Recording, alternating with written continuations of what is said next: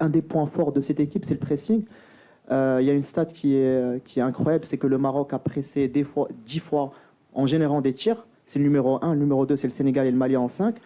Est-ce que c'est quelque chose que vous travaillez pendant les entraînements? Est-ce que vous n'avez pas peur d'un essoufflement des joueurs parce qu'on le fait très tôt dans le match? Bah, c'est très bien que tu le signales parce que c'est pas assez notifié par beaucoup de vos collègues.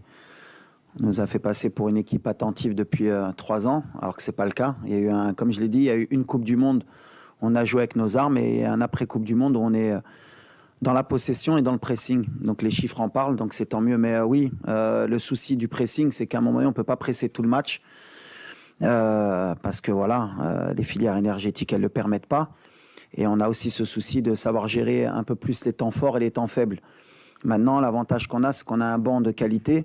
Et l'objectif pour nous à chaque fois, c'est d'essayer d'avoir le plus d'intensité, le plus de pressing possible.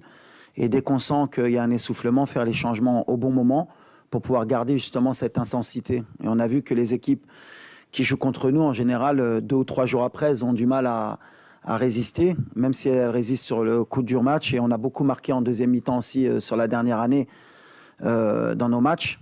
C'est pour ça qu'il y a beaucoup de tension quand on est arrivé à la mi-temps à 0-0 ou quand on n'arrivait pas à ouvrir le score.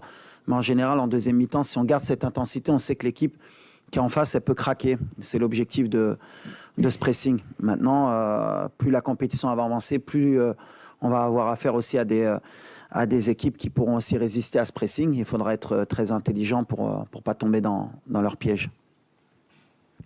Question. Bonjour coach, Bolivar Iti.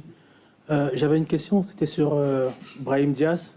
On a vu que lors des 3 matchs, il a été très impactant, notamment les 2 premiers matchs où clairement c'était lui qui était au-dessus du lot.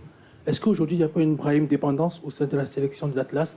Parce qu'on voit que clairement c'est lui qui est l'atout numéro 1 et quand il n'est pas dans son meilleur jour, ça peut être problématique pour l'équipe. Merci. Non, Brahim aujourd'hui il est efficace. On est où on voulait emmener Brahim. Brahim, quand il est arrivé au mois de mars. Je m'en rappelle, c'était un match contre l'Angola et il y avait eu le fameux match de la Mauritanie.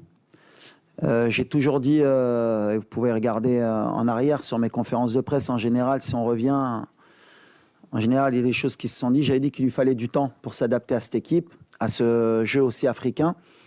On a beaucoup travaillé avec lui, j'ai beaucoup voyagé à Madrid pour faire des vidéos, pour lui faire comprendre que c'était un jeu totalement différent de l'Europe. Et il devait s'adapter. Aujourd'hui, il est beaucoup plus proche de la surface. Il lâche de plus en plus son ballon. Il est beaucoup plus mobile. Et naturellement, quand on a ce Brahim, il est efficace. De toute façon, on connaît son